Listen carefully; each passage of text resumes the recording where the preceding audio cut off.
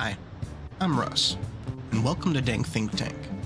I've always been passionate about political discourse and the impact it has on our society. Growing up, I saw firsthand how policies affect everyday people, and that's what ignited my interest in politics. Over the years, I've seen how conservative viewpoints are often misrepresented or dismissed, and I believe it's crucial to have a platform where these perspectives can be shared honestly and thoughtfully. That's why I started this channel, to bring a fresh, unapologetic voice to the conversation. On this channel, I'll be diving deep into a wide range of topics that matter to conservatives today. We'll cover everything from the latest current events to in-depth policy analysis, whether it's dissecting the latest bill in Congress or exploring how cultural trends are shaping our society.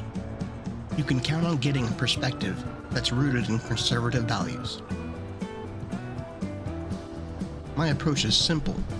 I believe in being informed and unfiltered.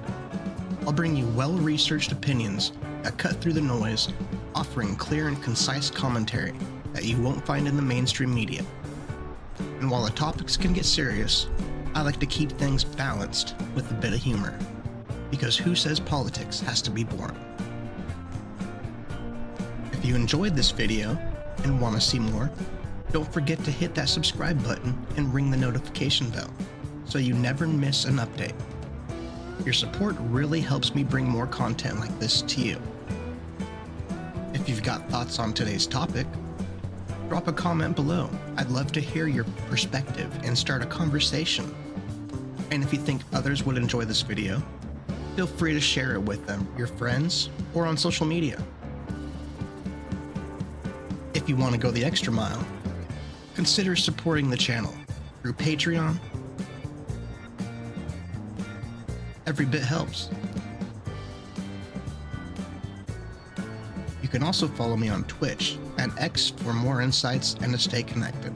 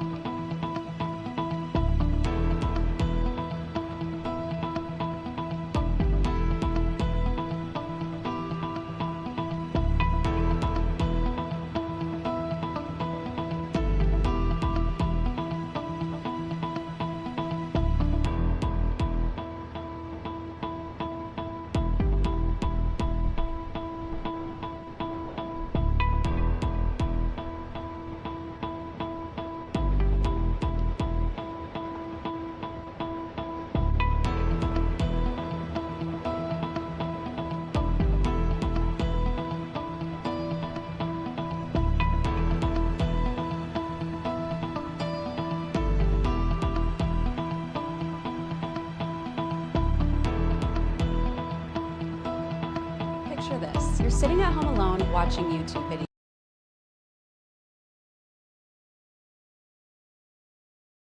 Chicago takes center stage at the DNC, and there are new developments for protesters. We have team coverage of those developments. Let's get to Darius Johnson. He's live for us outside the federal courthouse where a hearing was scheduled to take place. Darius, what happened?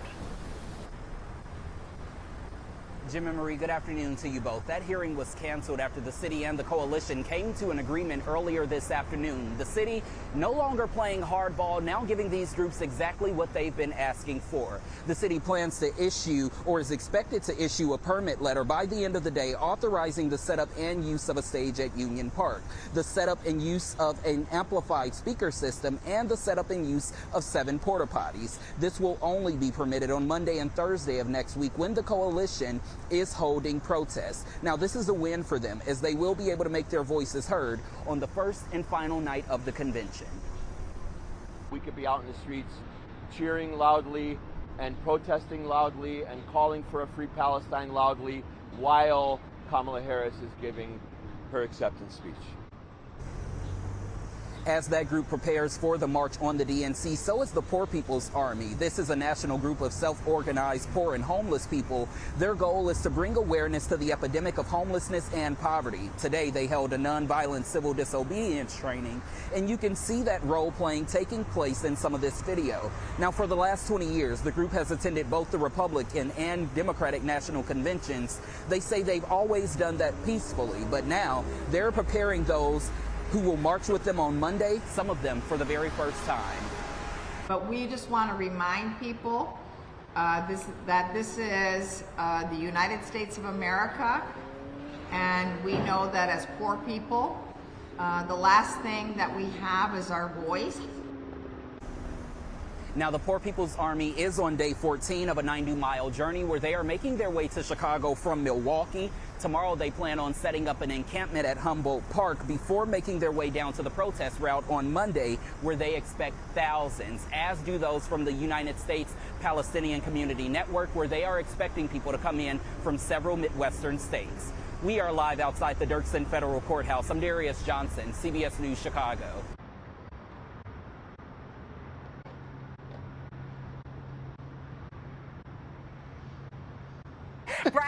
The Democratic National Convention attendees in Chicago will have the opportunity to get a free abortion or vasectomy right around the corner, and at the same time local businesses are being boarded up in anticipation of violence. Tom Levianco, our friend here from 24/7 News. Tom, good to see you. I see you're in your car here.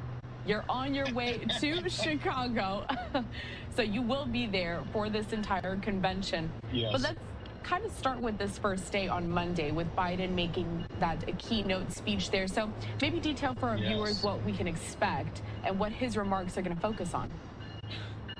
Well, I think you're going to hear a lot very similar to what we heard in his speech when he said the reason he was leaving, okay, and about a couple weeks ago. And the key thing to watch here is how much he focuses on fighting for democracy, the soul of the nation, things that were themes that were big in his time when he was running, but that Kamala Harris has really moved away from. And this is one of the things that I talked about in the latest 24/7 newsletter.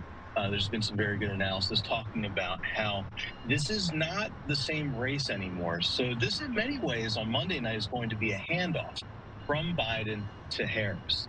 So be listening for a lot of the older themes from when Biden was still in the race. And that's part of the reason why they're having it on Monday and why they're, and then he's going to head out of town from there. Pretty much like you're saying, a handoff there. That's why he's just going to start it, and then they'll take it away from there. Joe Biden here with this tweet on X saying this is one hell of a team, and of course a photo there with Harris and the governor, Tim Walz.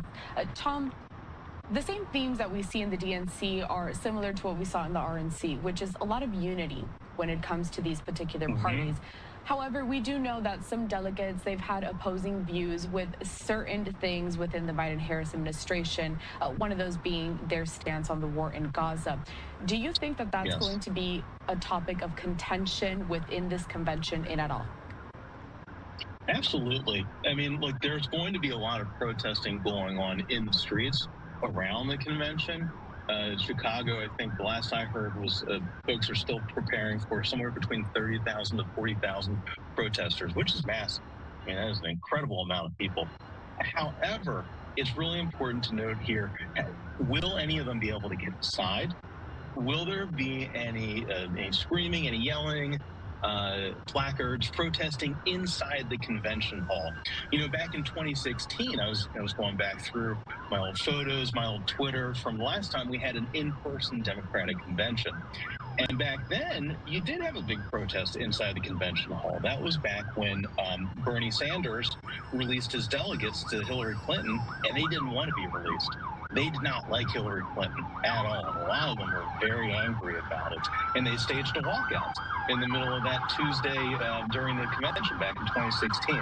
So, I'm watching to see if anything of that nature happens inside the convention hall.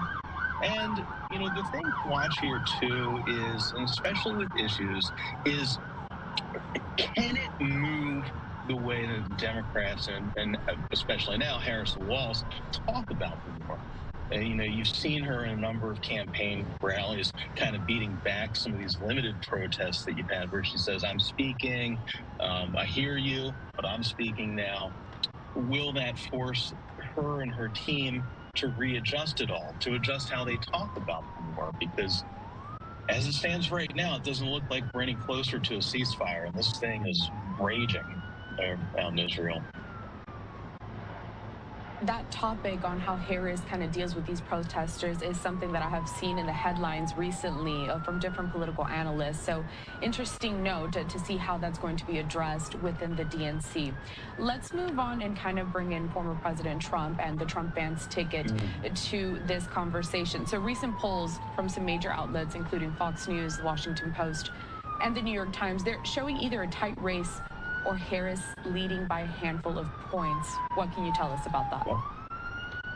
Well, it's so the big one that we saw yesterday was the New York Times Siena poll, and they show her leading in a handful of the swing states in Arizona and North Carolina, Trump leading in Georgia and Nevada. And of course, the Trump campaign response to this has been to say, well, these polls are incorrect. They have a history of being skewed. J.D. Vance was on the Sunday shows today saying that, basically calling it fake polling. Now, I would note that earlier in the race, the New York Times and Siena poll was actually very bullish, or at least the numbers that they reported were very good for Trump and very bad for Biden. And you had Biden and his team saying, don't watch the polling.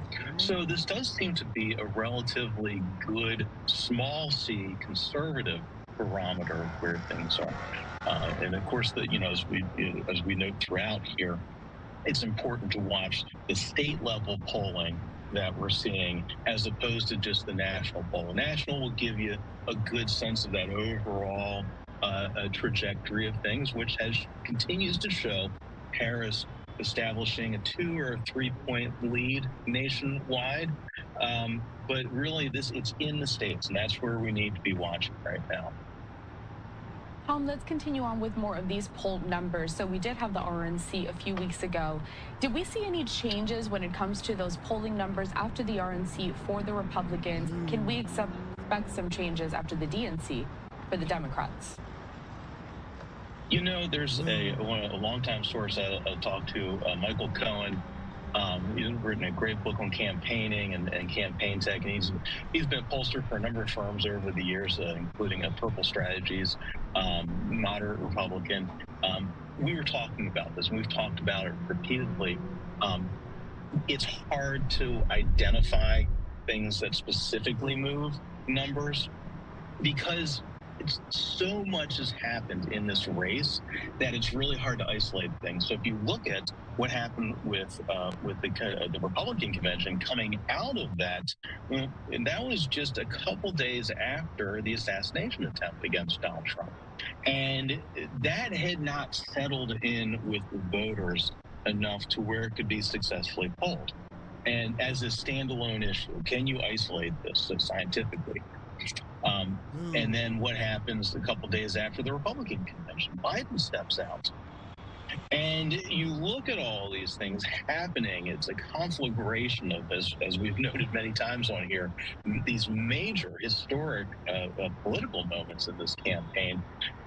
It's very hard to pick out one thing or another really moving numbers. Now, a couple of other dynamics here, which are